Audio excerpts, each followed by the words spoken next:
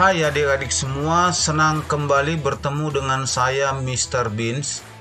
Hari ini kita akan kembali mempelajari tentang materi suhu, pemuaian kalor, dan perpindahan kalor bagian yang keempat atau yang terakhir, khususnya tentang materi perpindahan kalor. Tentu materi ini kamu dapatkan yang saat ini kamu berada di kelas 11 SMA. Dan jangan lupa di setiap akhir dari materi ini, Mr. Beans akan selalu menyajikan latihan soal-soal yang membutuhkan pemahaman, analisa, dan juga logika sehingga kamu bisa lebih memahami tentang materi ini. Baik adik-adik, kita mulai bagian yang pertama, yaitu perpindahan kalor. Tentu kamu masih mengingat perpindahan kalor. Tentu panas itu bisa berpindah dari suhu yang tinggi ke suhu yang rendah. Tentu ketika suatu panas berpindah, tentu ada materi atau media perpindahannya, baik itu medianya itu berupa zat padat, cair, dan gas. Makanya perpindahan kalor ini kita bagi menjadi 3 bagian besar, yaitu ada yang disebut namanya peristiwa konveksi, konduksi, dan radiasi. Ya, tentu sesuai dengan namanya, konduksi itu berarti kata konduktor, berarti di sini zat padat. Kemudian konveksi ini biasanya nanti terjadi pada zat cair dan juga gas. Dan kalau dia radiasi, ini bisa pada gas atau juga bisa kita katakan di sini pada ruang hampa atau vakum. Oke, adik-adik kita lihat bagian yang pertama, yaitu perambatan atau perpindahan kalor secara konduksi. Ingat, konduksi berasal dari kata konduktor. Jadi yang dimaksud dengan konduksi itu adalah perpindahan kalor melalui suatu zat tanpa disertai, ya. Jadi tanpa disertai oleh gerak dari partikel zat tersebut. Jadi kalau misalkan kamu perhatikan di sini, ketika suatu besi atau logam dipanaskan, maka kamu perhatikan di sini tidak ada gerak daripada partikel, ya. Jadi ketika misalkan logam atau besi ini kita panaskan, maka kita tidak tahu benda ini panas atau tidak sebelum kita sentuh. Ya, itu yang dimaksud dengan konduksi. Jadi tidak ada gerak partikelnya. Nah, kalau ditanya seberapa besar kalor yang dihantarkan oleh sumber panas ini setiap satuan waktu. Jadi kalau misalkan nih, ya, ini misalkan logam, katakanlah logam ini panjangnya L, penampangnya, luas penampangnya misalkan A. Ingat, setiap yang namanya konduktor itu memiliki yang namanya koefisien konduktivitas atau koefisien termalnya, yaitu seberapa besar kemampuan dari benda ini menerima panas, ya. Nah, jadi kalau ditanya, katakanlah suhunya ini T1 dan ini T2, di mana T1 dan T2 itu tidak sama, berarti ada delta T-nya. Maka kalau ditanya berapa panas yang diantarkan per satuan waktu, tentu panas itu berpindah dari suhu tinggi ke suhu rendah. Jadi kalau misalkan T1 lebih besar dari T2, berarti dia panas pindah dari T1 ke T2. Sehingga dari sini nanti kalau ditanya, kalori yang dihantarkan per satuan waktu itu adalah K dikali A delta T per L. Jadi delta T di sini, ini delta T itu adalah suhu akhir dikurang suhu awal, ya. Akhir dikurang awal. Kemudian Q per T itu adalah daya, ya. Jadi ini sama aja dengan daya yang diantarkan per satuan waktu. Kemudian A luas, L panjang, dan K. Ingat, K ini adalah koefisien konduktivitas bahan, ya.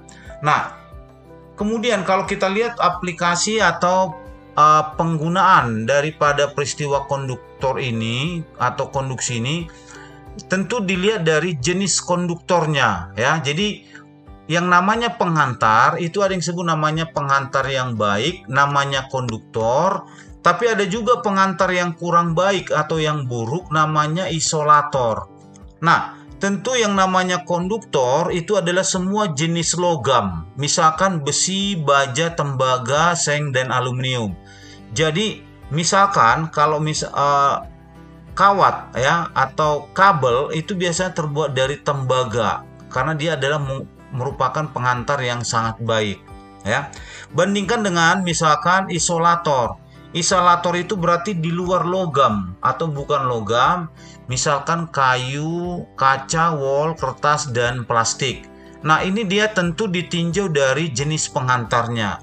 Jadi kalau dia pengantar yang baik berarti konduktor, berarti ingat aja kata konduktor ya, berarti pengantar. Kemudian kita lihat yang kedua, konveksi. Nah, konveksi itu artinya perpindahan panas atau kalor melalui suatu zat. Nah, di sini perpindahan kalor itu disertai ya. Jadi perhatikan di sini disertai gerak daripada partikel. Jadi contoh daripada peristiwa konveksi ini biasanya terjadi pada zat cair maupun gas. Jadi kalau ada diperhatikan di sini, ketika misalkan air kita panaskan ya, maka akan terjadi perbedaan suhu. Suhu yang langsung kena ke sumber, katakan ini T1, dan yang di permukaan T2, berarti terjadi perbedaan suhu antara suhu di dasar dan di permukaan. Nah, perbedaan suhu ini akan mengakibatkan adanya perbedaan kerapatan. Nah, kerapatan itu akan menimbulkan perbedaan tekanan.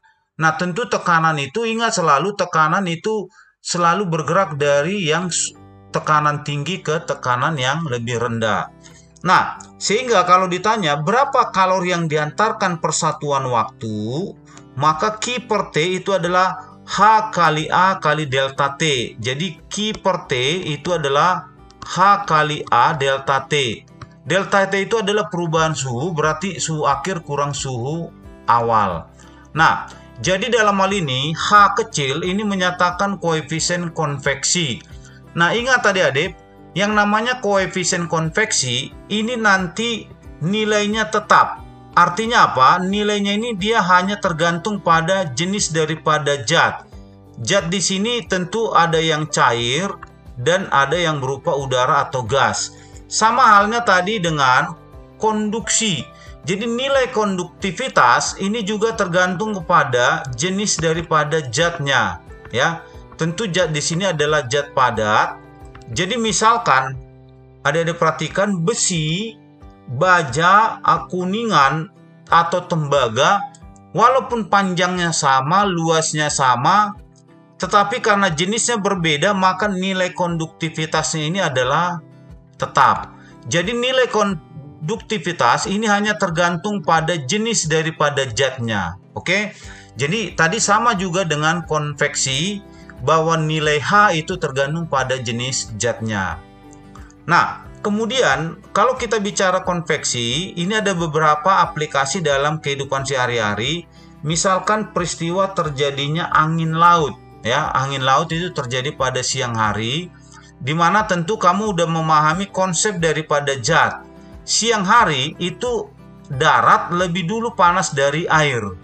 Tentu perbedaan panas itu akan menimbulkan perbedaan kerapatan. Nah, perbedaan kerapatan itu akan menimbulkan tekanan.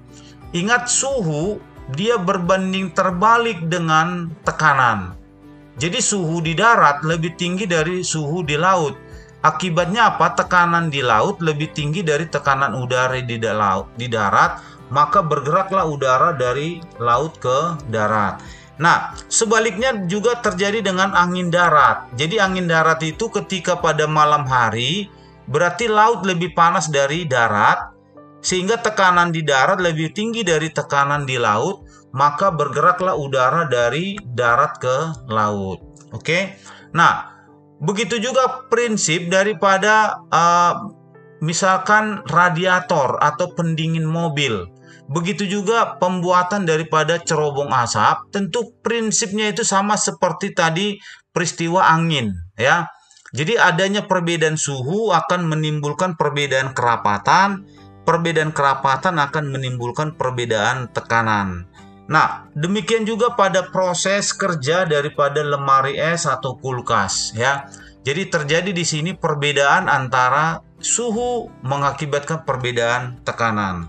Nah, kemudian kita lihat bagian yang ketiga, yaitu radiasi.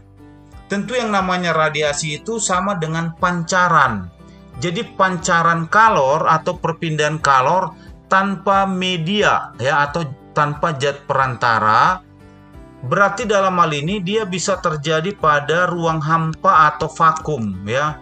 Jadi hantaran kalor atau pancaran kalor tanpa medium. Contohnya ketika cahaya matahari memasuki atmosfer bumi, tentu dalam hal ini cahaya matahari itu juga bisa menembus ruang vakum ya. Nah, tentu dalam hal ini ketika cahaya matahari sampai ke bumi, yang ditanya berapa kalori yang diantarkan persatuan waktu.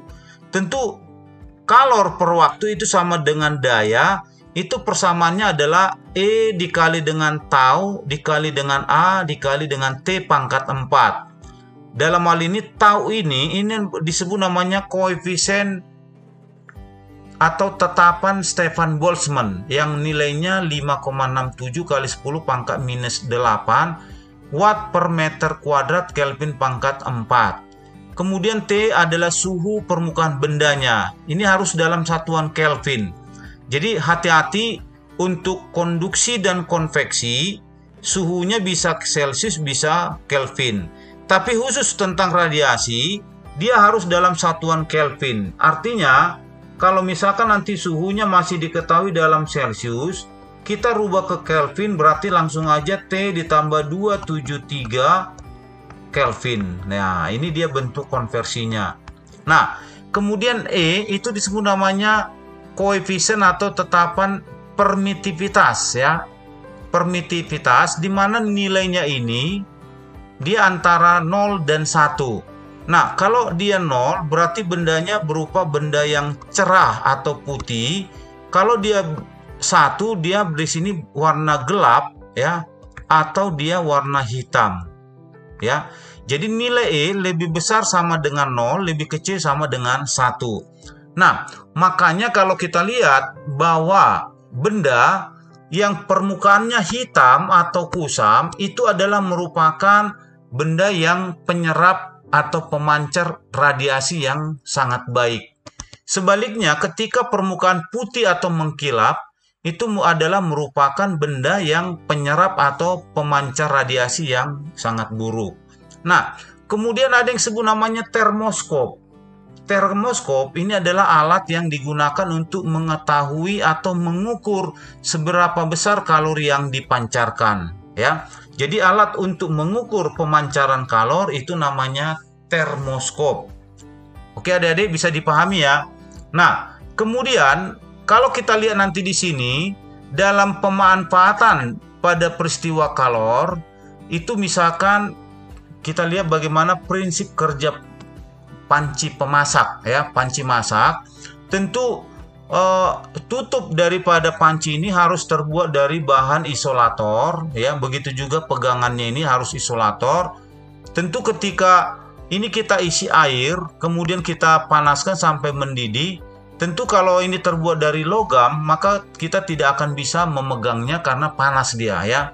Jadi biasa terbuat dari bahan isolator. Kemudian bahan wadahnya ini harus selalu terbuat dari konduktor. Supaya apa? Supaya gampang dia menerima panas. Nah, kemudian biasanya panci itu dibuat mengkilap. Ingat tadi kalau dia mengkilap apa yang terjadi adik-adik? Kalau dia mengkilap berarti dia adalah merupakan penyerap atau pemancar kalor atau radiasi yang sangat buruk ya. Nah, kemudian kita lihat misalkan contoh yang kedua itu termos. Ingat termos itu adalah alat untuk menyimpan ya. Katakanlah di sini menyimpan air supaya dia tetap panas. Jadi di sini ada suatu bahan ya. Bahwa wadahnya itu terbuat dari logam. Tetapi biasanya di sini nanti ada suatu isolator ya. Begitu juga untuk setrika ya. Setrika itu bagian alasnya ini terbuat dari konduktor, sementara pegangannya itu isolator. Oke adik-adik bisa dipahami ya. Nah, jadi dalam hal ini untuk lebih memahami tentang perpindahan kalor, tentu kita lihat dulu contoh soal berikut ini. Kita lihat contoh yang pertama. Batang besi homogen yang salah satu ujungnya dipanasi. Besi ini luas penampangnya 17 cm pangkat 2 dan koefisien konduktivitasnya 4 kali 10 pangkat 5 ya, Joule per second meter derajat Celcius. Nah, panjang batangnya 1 meter dan perbedaan. Jadi di sini langsung diketahui delta T-nya ya. Perbedaan suhunya 30 derajat Celcius. Yang ditanya berapa kalori yang dihantarkan itu selama 2 detik atau 2 second. Jadi dalam hal ini diketahui masing-masing besaran. Jadi luasnya itu harus kita rubah dulu ke meter. Berarti 17 kali 10 pangkat minus 4 meter pangkat 2. K-nya diberitahu. Nah, kemudian yang ditanya adalah kalori yang diantarkan untuk 2 second. Jadi dalam hal ini, tadi ingat bahwa Q per T itu adalah K dikali A delta T dibagi dengan L. Nah, tentu nanti masing-masing besaran di sini diketahui. Maka kalau kita substitusi nilainya, maka kita dapatkanlah bahwa kalori yang diantarkan selama 2 second itu adalah 40.800 Joule. Atau kalau kita buat dalam bilangan baku itu menjadi 4,08 kali 10 pangkat 4 Joule ya. Maka kita lihat jawabannya adalah B ya. Nah, kemudian kita lihat contoh yang kedua. Dua batang A dan B berukuran sama. Berarti dalam hal ini panjang A sama dengan panjang B. Kemudian mempunyai koefisien konduktivitas K-nya itu adalah 2K dan K. Ya, artinya untuk benda yang pertama Ka-nya itu adalah ya, Ka itu adalah 2K, kemudian Kb-nya adalah K. Nah, keduanya dihubungkan seperti gambar. Jadi untuk logam A yang bebas itu 210, untuk logam B 30. Nah, tentu yang bersuhu tinggi itu akan melepas, yang suhu rendah akan menerima, sehingga nanti ketika kalori yang diterima sudah sama dengan kalori yang dilepas, maka akan terjadi titik kesetimbangan di sini. Nah, jadi kalau kita lihat bahwa di situ panjang dan ukurannya sama, berarti luas dan panjangnya sama. Sehingga kalau kita masukkan ya hantaran kalori per satuan waktu itu langsung aja Ka delta T per L. Tentu di sini K-nya berbeda tapi luasnya sama. Berarti ini kita tinggal coret. Sehingga di sini kita dapatkan nanti Ka-nya 2, Kb-nya K. Sehingga nanti kita dapatkanlah suhu sambungan antara logam A dan logam B itu adalah 150 derajat Celcius ya. 150 derajat Celcius berarti jawabannya delta. Oke, adik-adik nggak begitu sulit ya, gampang ya. Kemudian kita lihat contoh soal yang ketiga. Sebuah plat baja dengan panjang 2 meter, lebarnya 0,5 meter, suhunya 227 derajat Celcius. Bila tetapan Boltzmann diketahui dan plat itu hitam sempurna. Ingat kalau tadi hitam berarti nilai emisivitasnya 1. Nah, yang ditanya berapa energi total yang dipancarkan setiap detik. Berarti T-nya di sini adalah 1 second. Nah, tentu dalam hal ini apa dulu yang kita lakukan? Yang pertama suhunya harus kita rubah ke Kelvin. Ingat setiap Celcius kita ubah ke Kelvin, kita tambahkan dengan 273, maka dapatnya 500 Kelvin. Kemudian bendanya hitam sempurna berarti E-nya 1. Nah, tentu dalam hal ini kita cari dulu luasan daripada platnya. Tentu luas itu adalah panjang kali lebar sehingga luasnya 1 meter pangkat 2 atau 1 meter kuadrat. Sehingga dari sini kalau ditanya berapa energi yang dipancarkan per detik, ingat tadi bahwa Q per T itu adalah E kali tau kali T pangkat 4 dikali A. Ini adalah per second. Ingat bahwa Q itu sama aja dengan energi, berarti W.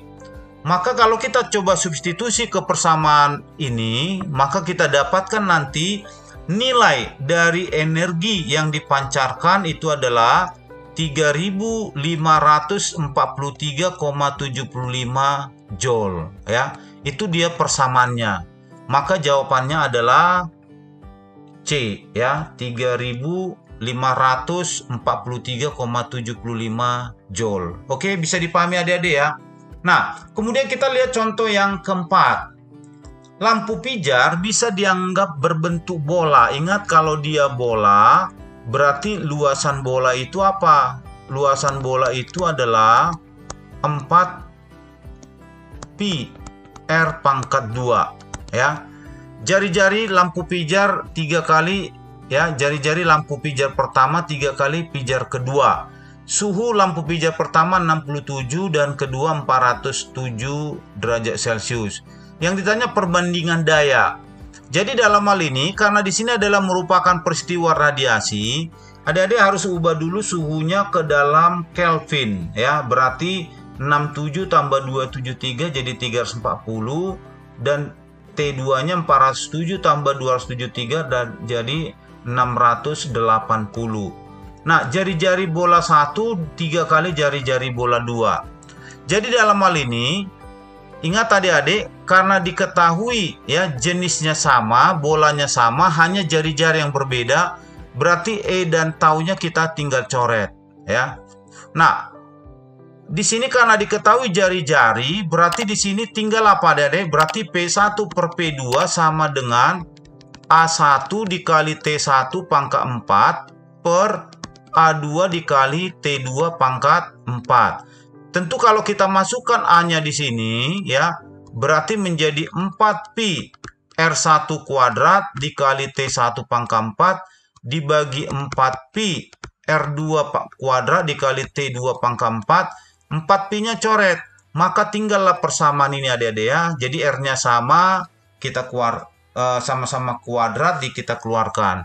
Sehingga kalau kita masukkan nilai perbandingan dan juga suhunya, maka kita akan dapatkan nilai perbandingan P1 banding P2 itu adalah 9 dibagi 16 atau 9 per 16. Ini boleh kita sederhanakan menjadi 0,56.